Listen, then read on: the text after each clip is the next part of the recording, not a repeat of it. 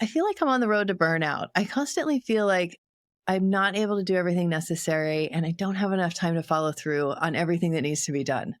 That's what one of my clients said to me when we first talked and she was considering joining the Sisters in Leadership program. Through her experience in the program, she was able to turn that situation around, which was a good thing because she got a promotion and new leadership responsibilities that would have felt impossible had she not changed her ways.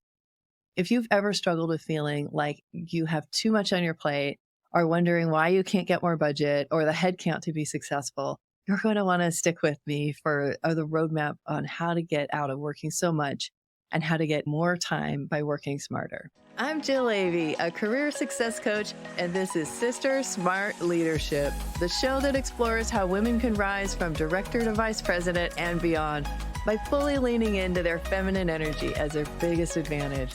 Let's get you one step closer to the recognition and promotion you deserve. In episode 14, we talked about how taking on more work doesn't get you promoted. And I left you with a challenge to start seeing what you could do less of. So how did that go? If you're like most of us, you probably didn't turn your life around with that one shift. This is because it's not as easy as just looking at your to-do list and crossing some things off that you don't feel like doing. There's social and psychological reasons that you stay stuck in the busyness trap unless you understand these influences and create a plan about how to work through them. So we often think that we can just get this to-do list cleared off and then we'll finally be in this place where we can take care of ourselves and have a little fun and enjoyment of our lives and plan for the future. The problem with to-do lists is that they never end. As one thing gets crossed off, more get added. And there is always a list going because that's just the nature of life. For women, some societal factors can also keep us trapped in this busyness cycle as well. When I was doing the research for developing my leadership program, I learned from Sally Hagelson and Marshall Goldsmith in their book, How Women Rise, that there are a few unhelpful habits that are common among women, which keep us doing more and more without reaping the benefits of our efforts. These three unhelpful habits are, first, we have people pleasing. This is one that's helpful for us early in our career, and that's because women are socialized in most societies to be helpful, pleasing, and nice. So as you get established in your career, you get promoted for being the go-to person who gets things done with a smile. And some signs that you might still be a people pleaser include having a strong need to be liked and needing reassurance by others about their acceptance of you and your work. You might feel the need to put the needs of others ahead of your own. And it might be hard for you to express your own needs and to even understand what your needs are. This might come with a worry that expressing your own needs is also selfish. The downside of people pleasing is that it can easily learn to burnout and resentment. People often take advantage of people pleasers, unwittingly even, because they lack the boundaries to let their colleagues know what is and isn't acceptable for them. And they leave it to everyone else to figure that out. So people pleasing can also degrade trust. I had one client who was surprised that her teammates didn't know if they could trust her or not. And this totally came as a shock to her because she has really high integrity and considers herself very trustworthy. But when she inquired further, she found that her people pleasing is what had gotten in the way. She often went along with the group, even when she didn't agree. And then later, if her true feelings came out, her team didn't know whether they could trust her to truly speak her mind or not. It was easy for her to turn the situation around once she got used to speaking up and disagreeing with people more often. The next unhelpful habit is perfectionism. You'll notice yourself being a perfectionist when you are punctual, methodical, and striving for perfect quality combined with being highly critical of yourself and others. So it kind of takes all of that into play. It's not just doing a great job. You might also be working overtime to make up for the unacceptable work of others. And this might include not handing off projects that you don't feel will be done quite as well as you can. Often a perfectionist is driven to be so good because they're afraid to get criticism. And I can tell you that this was a tactic I used in my career. People with ADHD have something called rejection sensitivity disorder, or RSD, which makes us extra sensitive to criticism. And before I understood my own ADHD, I used to try to get everything perfect so that I could avoid that possibility of being criticized. This resulted in a lot of overwork, wasting time and energy that I could have spent better elsewhere. And a lot of people fall into this, whether they have ADHD or not. It's just that avoidance of wanting to face that criticism. So, the downside of perfectionism is that it creates a lot of rigidity and anxiety and frustration for people. And people don't like working for a perfectionist because they feel that they can never be successful no matter how hard they work. And that can lead them to doubting themselves, or it can lead to resignation or becoming resentful. And no one wants that. It's also hard to gain followership when you're a perfectionist. And so, high turnover is also one sign of this habit in action. Our third habit is overvaluing expertise. This is where we think we need more expertise than we actually do. Often women will continue to get more and more education in an attempt to prove their worth. This happens a lot with professionals who pursue certification after certification in an attempt to feel confident. I know I felt the draw when I first started coaching, for sure. Yes, I needed a certain amount of training and specialties, but it was tempting to hide behind the learning and not step out and hone my craft by doing, which is what I ultimately pushed myself to do. In the corporate world, this can look like getting more degrees and certifications. It can also show up as this feeling of needing to have someone else's opinion or data or research to back up your ideas, even when you're the expert on the subject.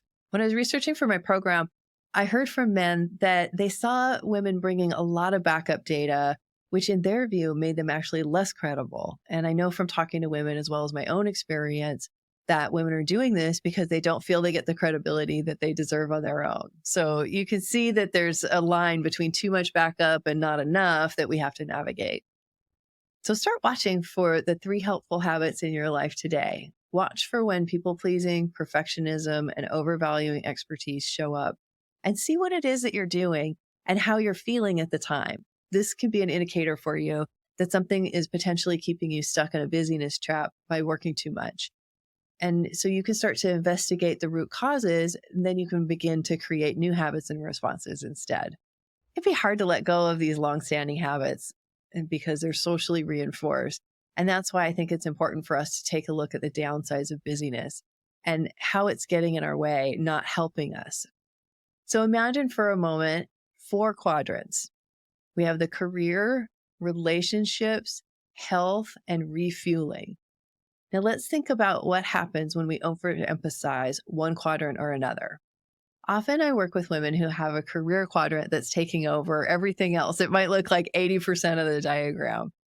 And the exercise that I have them do is to think about what is suffering as a result of the career quadrant getting too much attention. How are their relationships suffering? How is their health suffering? And how is their refueling suffering? About this time, they tell me they're surprised that refueling has its own quadrant. And I tell them, yes, it's that important. I mentioned in a previous episode that I had one job where I regularly got home at 11 p.m. to an unhappy husband. While he wanted to be supportive of my career, he couldn't help but feel a little neglected when he spent so much time alone in a city that we had moved to for my job. So we had few relationships. So you can see that my overemphasis on my career was taking a toll on my relationship. It also had a toll on my health because I gained some weight from the lack of being able to work out and be able to eat healthy. And in the refueling category, we did take a lot of time on the weekends to explore our surroundings, but I certainly wasn't sleeping well, which had a negative effect on my moods, making me a little snippier than I like to be. So doing this exercise can help give you the motivation that you need to want to make changes. It's one thing to say, oh, I shouldn't work so late to yourself, but it's another thing to really take a look at the things that are suffering because of those work hours and then decide whether it's worth it to take that extra project on. And sometimes it's our relationships or our health that are starting to eat away at our ability to work at our best. So this can include family obligations as well. So once you see the real ramifications of the things that you're responsible for, it can get much easier to start setting boundaries about what you do and what you don't want. After going through this process, one client realized she was spending 20 hours a week at soccer practice. So she organized a carpool and was able to cook dinner 2 nights a week and felt that she was supporting her family's nutrition in a way that she could be proud of. And this made a really big difference for her. So now you've hopefully identified some things that you want to let go of by thinking through these quadrants. The next step is to develop a plan of how to let go of these things. So it's likely that you're doing these things that they're on your plate because you feel that they're important for you to be doing them and not others. It can feel a little scary to let go of the things that you believe are so critical to your success. So a good place to start is look at the places where you feel either fear or anger. These two emotions will often lead us to wanting to control things more tightly. When we see and name these charged emotions, they can lose their power. Journaling can be a really helpful way to identify the areas in your life where fear and anger are present and then help you release them. A lot of times women feel pressured to control these emotions because it can be hard for us to express them freely. But when we control one thing in our lives, we control everything in our lives. So there can be a lot of spillover into our work when we do this. So I always advise people to identify a couple of small things to start with. It's better to always take small steps and experiment a little bit with letting go as you get started here. So can you embrace striving for excellence instead of perfect? Maybe you can delegate one small thing. Can you take a chance that someone will not be happy with you about a minor thing? These are all great baby steps to take on your way to letting go of more. So now that you're ready to let go a bit, it's now time to discern what author Greg McKeown calls the vital few. These are the things that are truly important to you in your life. So when you first start thinking about what is your vital few, you may have a lot of things on your list, but over time you can hone it down to just a few items. So McKeown advises us to ask ourselves if it's a hell yes when we're deciding on our vital few. And if it's not a hell yes, it's a no. I like to also have people ask themselves how committed they are to this thing. So if it's not a 9 or 10 on the commitment scale, then it's a no. And that means if it's a 7 or an 8, it's a no. And sometimes people are really shocked to realize this, but it only means that this just isn't the right time for this thing right now. And perhaps you need to wait for a different season in your life for this to come up the scale. When you can understand what your vital few really is, then you can start to focus on these things that truly matter.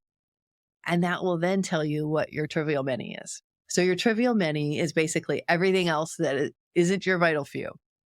So these are the things that are actually getting in the way of you being successful because these are sucking up your time and your energy and giving you back little in return. And you want to actually avoid these things at all costs. Of course, life is made up of lots of these types of things, and some of them might be unavoidable. My mind goes to expense reports. So if we can't get rid of these things completely off of our plate, then we can devise systems to get them done quickly and off our minds right away.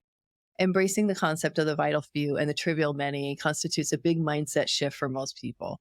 If you've been working from a to-do list and trying to check off as much as you can each day, this will create a whole new way for you to start determining where you can have the most impact. Then you can set about working on those items instead of what has bubbled up to the top or who's the loudest voice.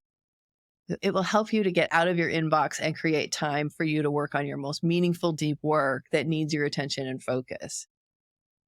So how are you going to make a shift like this? One of the best ways to do this kind of planning is on a personal strategy retreat. A personal strategy retreat is a time that you take to create a plan for how you're going to make your vital few a reality. I've created a step-by-step process that our clients go through, which is usually one of the most impactful parts of our leadership program. Our clients take 2 full days to spend alone and unplugged and listen to those quiet voices inside that often get drowned out in daily life. This allows them to create a plan that's truly fulfilling for them because they are considering all of their 4 quadrants and how they really want to organize their life deep down inside. So everyone comes back with a new perspective and a few ahas that shift how they set their goals. They also come back with a plan for how they're going to achieve each goal that they set. The cadence for a personal strategy retreat is to do a 2-day retreat once per year and then take quarterly retreats, which only take 2 to 3 hours. But it gives you a time to check in and see how you're doing. I have clients that have been doing their retreats for years and have even extended their time alone to 4 or even 7 days. One client incorporated it into the downtime during a week-long yoga retreat. Now think about what getting away to think strategically about your life could do for you. At the end of each episode, I like to give you 3 shifts that you can make today to get started. The first shift that for you to start with is to watch for the 3 unhelpful habits showing up in your life. I guarantee that you've got one or all of them happening if you're anything like the rest of us. So that's the people pleasing, the perfectionism, and the overvaluing expertise. Your second shift is to start thinking about the implications of busyness in your life. Ask yourself, what is suffering as a result of doing too much in any of your quadrants? And as a reminder, their quadrants are career, relationships, health, and refueling. And the third shift is to think about letting go of control in one small way. What's one thing that you could leave to others that will have little impact? This is a great place to start. These three unhelpful habits lose their control over us when you can name it and claim it. So, what is one helpful habit that you can claim today? Let us know in the comments if you're watching on YouTube. And if you're listening to the podcast, let somebody else know in your life what one unhelpful habit is and let that lose control over you. If you'd like to stay out of the traps that I found myself in, then you're going to want to check out my private podcast where I go through the 7-step process that we use with our clients to get them on their path to promotion. I'll also share client success stories so that you can hear from other women who have had the same situations and same ambitions that you have, because I think that you too would like to stop overworking so much and have more success at the same time. So if you're a female leader who wants to make bigger impact by leading at a higher level in your career, subscribe either on YouTube or wherever you listen to your favorite podcasts. I'm on a mission to help more women succeed in leadership so our world gets the benefit of what women bring to leadership. And if that's aligned with you, I'd love to have you be part of this community and tune into more episodes on women's leadership that will support more success for us all. See you in the next episode. If you're ready to fully lean into your feminine leadership and get promoted from director to vice president and beyond, hit that subscribe button so you'll get all the episodes to come. And check out the recommended video here to see how women are rising up without playing by the old rules that built these male-dominated industries and systems.